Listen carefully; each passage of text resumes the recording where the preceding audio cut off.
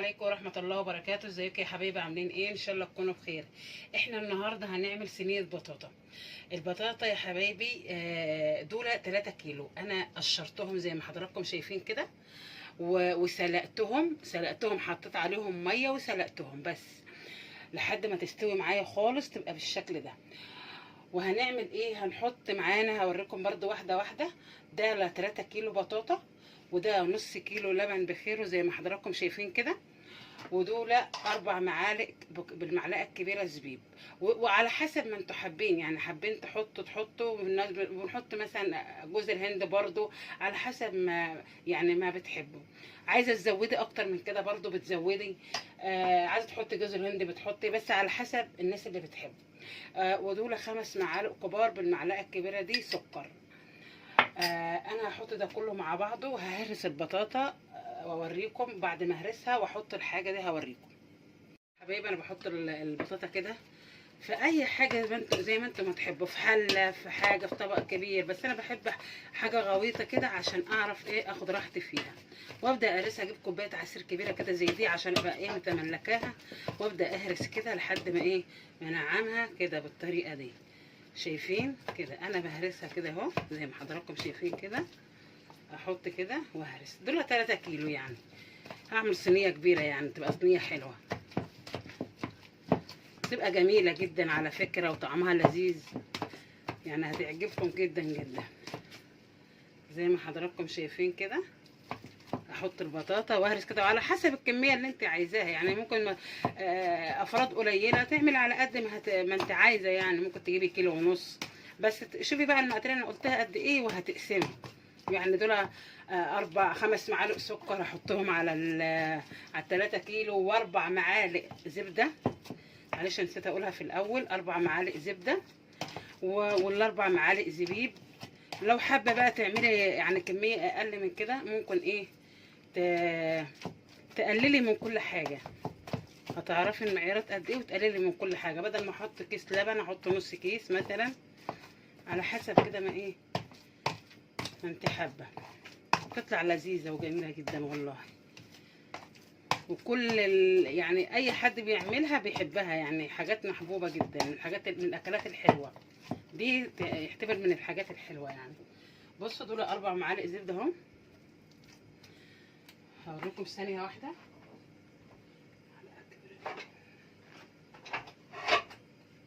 كده اشيل الكوبايه بتاعتي بعد ما هرستها كده، واقلب بالمعلقه الكبيره بتاعتي كده،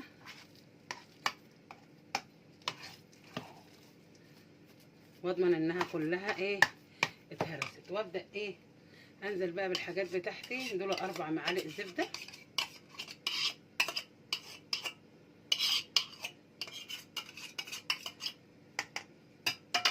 ودول 5 معالق سكر.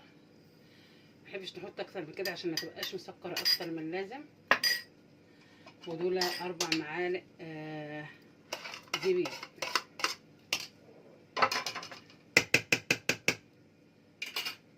وابدا ايه اقلب كده مع بعض.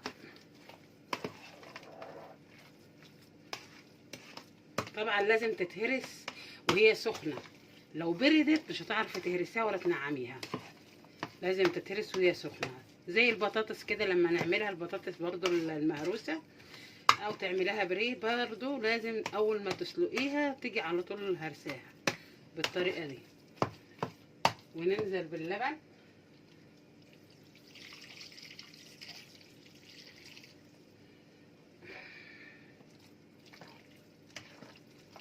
المهم هوريكم السمك برضو لحد قد ايه، لان ممكن ما نحطش كيس اللبن كله، ممكن يفلح كتير، على حسب ما هوريكم كده. نبدأ نقلب كده،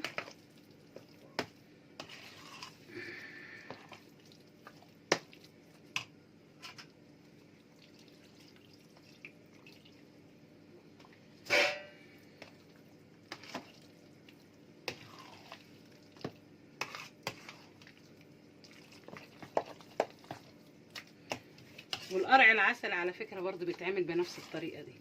تحطي اللبن والزبدة وتحطي زبيب، وتحطي لو عايزة تحطي جوز الهند على حسب يعني ما بتحبه.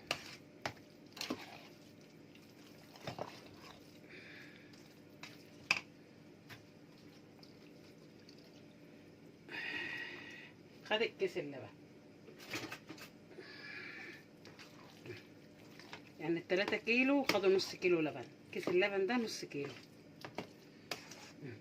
زي ما حضراتكم شايفين كده السمك بتاعها.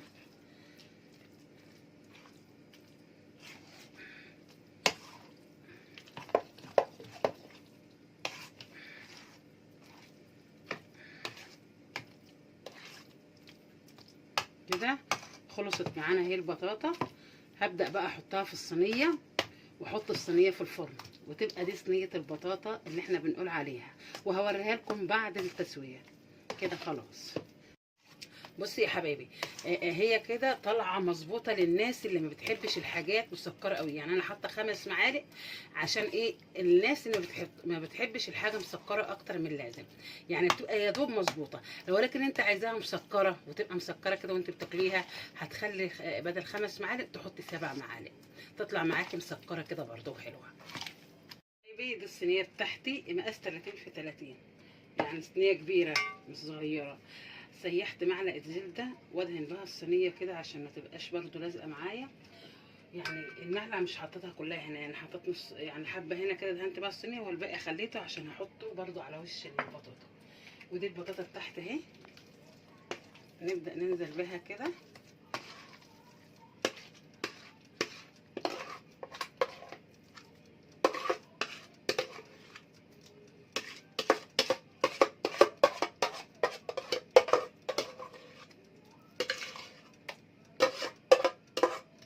كده حطيت البطاطا كلها اهي زي ما حضراتكم شايفين. بفرك كده في الصينيه بتاعتي. انت ممكن تعملها في صينيه اكبر من كده لو عايزه، يعني ممكن تحطها كمان في، لو عايزاها يعني يكون السمك بتاعها رفيع شويه، ممكن تحطها في صينيه اقل من كده.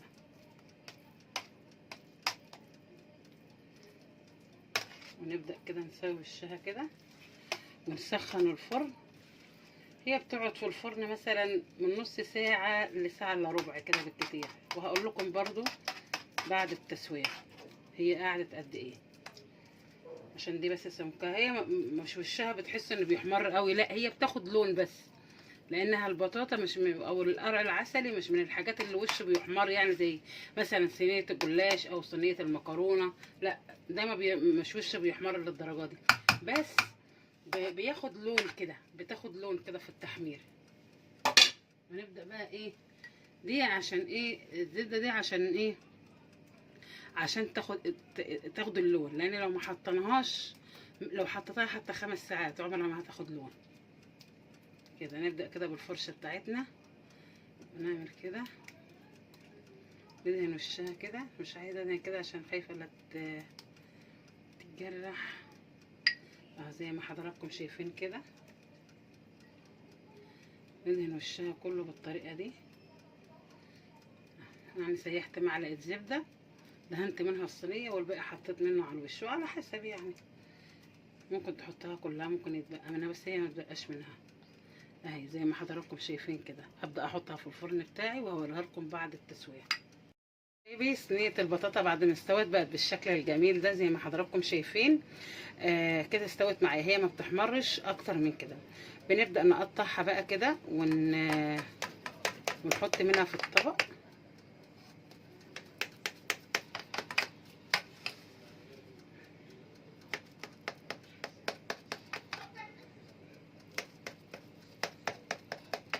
هي بتبقى مش ماسكه نفسها، يعني بتبقى يعني مش ناشفه للدرجه، يعني زي ما حضراتكم عارفين كده. ونسيبها تهدى ونغرفها، يعني احنا ممكن نغرف منها دلوقتي كده بس هتبقى سخنه